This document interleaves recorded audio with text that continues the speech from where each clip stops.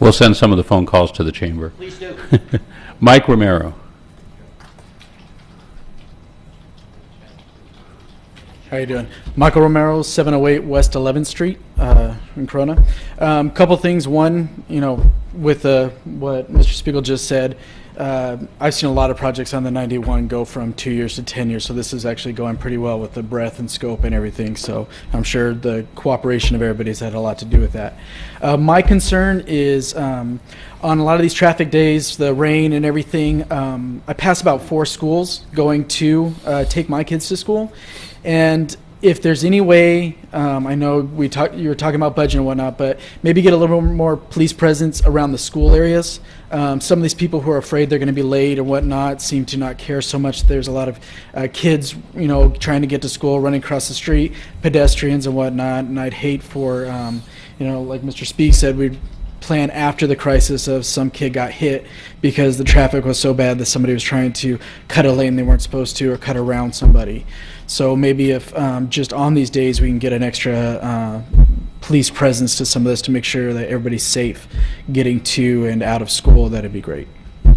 Thank you. Thank you. Don Fuller.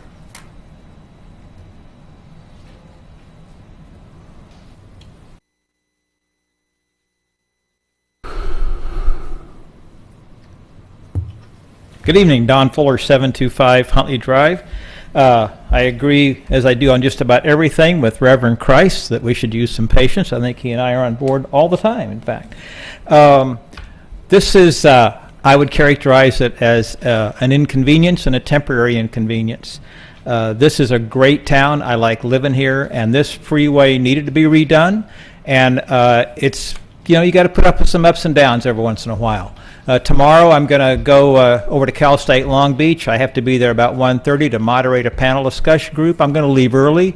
I might go north on the 15 and take the 60 to the 57. I might actually do that just because I want to make sure I'm there on time. But there's no reason to put up with all the agony and all the grief that I hear coming out of this. This is a big project. As my understanding is that when this thing was first being talked about, there was a choice to spread it out longer and have less peak inconvenience versus doing it quicker and having the peak inconvenience a little higher but getting it done sooner. I think this was the right choice.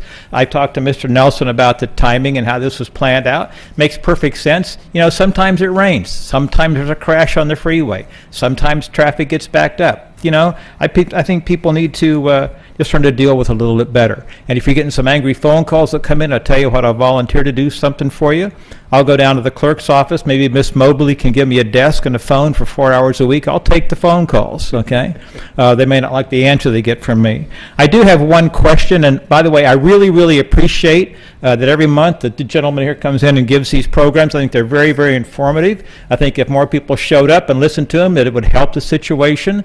I noticed that about a month ago he was here, and his presentation was preceded by a lot of people receiving certificates for having helped out with the Special Olympics. There were a lot of people here that night, a lot of people.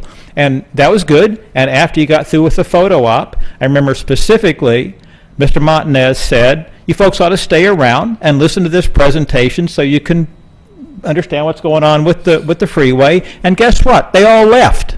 All right? So they got nobody to blame for themselves if they don't understand what's going on with this. I do have one question for the gentleman here. I forget your name, Dave. Is that right? Okay. The question is, you said they use rapid setting concrete to fix the stuff that broke down yesterday. My question is, does rapid setting concrete have the same sort of long-term strength and durability issues as would found with more normal concrete? I just wondered.